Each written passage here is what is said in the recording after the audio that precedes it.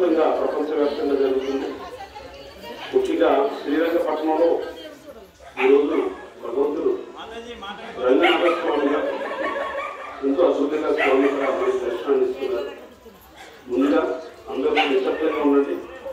నిశ్శబ్దంగా ఉండి గోదా రంగనాథ స్వామిని స్మరించుకుంటే గోదాదేవి భగవంతుని ప్రపంచంలో ఎక్కడా లేనటువంటి ఆశ్చర్యకరమైన విషయం జరిగిందండి చరిత్రలో.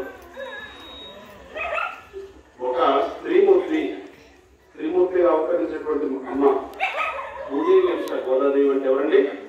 భూదేవి వంశ.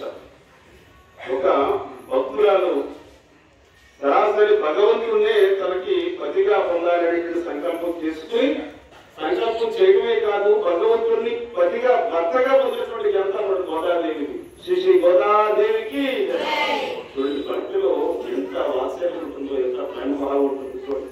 ఆ భక్తికి పరాకాష్ట. అలాంటి గోదాదేవి నామాన్ని స్మరించుకుంటే చాలంటే ఈరోజు భోగి రోజు ఎందుకు చేయమంటారంటే, గోదాదేవి మంత్రాన్ని ఎందుకు స్మరించమంటారంటే తన భోగాన్ని, పూర్తి భోగాన్ని పొందినటువంటి దేవి. ఈ యొక్క భోగి రోజుని భగవంతుడు తను చేసినటువంటి భక్తికి మెచ్చుకుని భగవంతుడే తనకు వశమైపోయినటువంటి రోజు, ఆ భక్తురానికి వశమైపోయినటువంటి రోజు ఈ భోగి రోజు అనమాట. పూర్తి సంపూర్ణమైనటువంటి భోగాన్ని భగవంతుడు ఆ భక్తురాలినటువంటి గోదాదేవికి ఇచ్చిన రోజు కాబట్టి ఈ రోజు భోగి అనేటువంటి నామం కూడా ఈ రోజు వచ్చిందట. కాబట్టి మీరు ప్రతి సంవత్సరం గుర్తుపెట్టుకోండి, మీరు ఎక్కడున్నా, ఎక్కడ ఎలాంటి పరిస్థితుల్లో భోగి రోజు వస్తే ఒక్కసారైనా గోదారంగనాథ స్వామిని స్మరించుకోవాలి. గోదారంగనాథ స్వామి కళ్యాణ మహోత్సవానికి, గోదారంగనాథ స్వామి కళ్యాణ మహోత్సవానికి, గోదారంగనాథ స్వామి కళ్యాణ మహోత్సవానికి. ప్రపంచంలో ఇంతకంటే ఆశ్చర్యకరమైన విషయం ఎక్కడ ఉండదండి. ఇప్పుడు ఒక అమ్మాయి ఎవరైనా పెళ్లి చేసుకోవాలంటే ఏం చేస్తారు? పక్కింటి వాళ్ళనో, పలువురు వాళ్ళనో, ఎవరినో తల్లిదండ్రులు సంబంధం చూస్తారు.